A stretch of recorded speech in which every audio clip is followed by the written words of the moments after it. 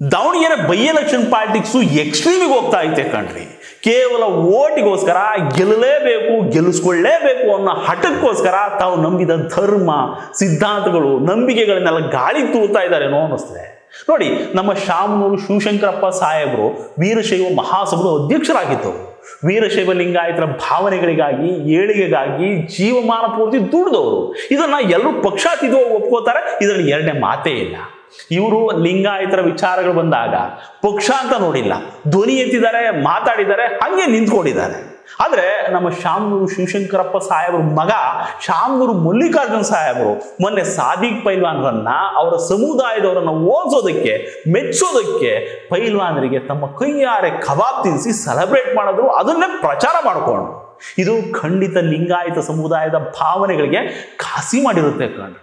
ಒಂದು ಸಮುದಾಯನ ಓಲೈಸೋದಕ್ಕಾಗಿ ತಮ್ಮದೇ ಲಿಂಗಾಯತ ಸಮುದಾಯದ ಒಂದಷ್ಟು ಓಟ್ಗಳನ್ನ ಕಳ್ಕೊಂಡ್ಬಿಟ್ರ ಅಂತ ಇವಾಗ ದಾವಣಗೆರೆ ಜನ ಮಾತಾಡ್ಕೋತಿದ್ದಾರೆ. ಆಮೇಲೆ ನಮ್ಮ ನಲ್ಪಾಡಣ್ಣಂದು ಇನ್ನೊಂಥರ ಡ್ಯಾಮೇಜು.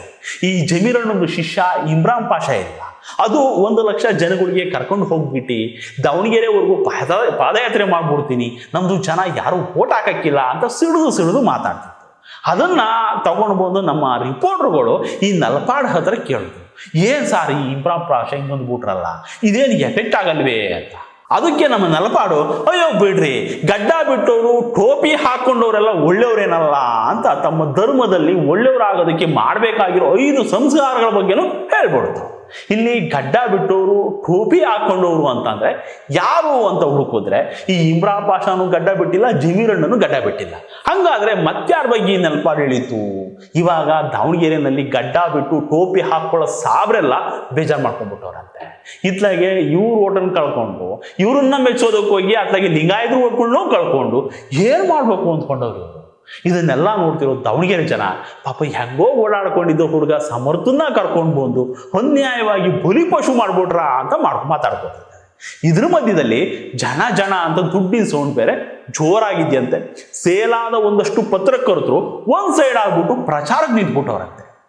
ಎಲೆಕ್ಷನ್ ಅನೌನ್ಸ್ ಆದ ಆರಂಭದಲ್ಲಿ ಸಂಗ್ರಹಿಸಿದ ಜನಾಭಿಪ್ರಾಯದ ವಿಡಿಯೋಗಳೇ ಚಾನಲ್ಗಳಿಂದ ಮಾಯ ಆಗ್ಬಿಟ್ಟಿದಾವಂತೆ.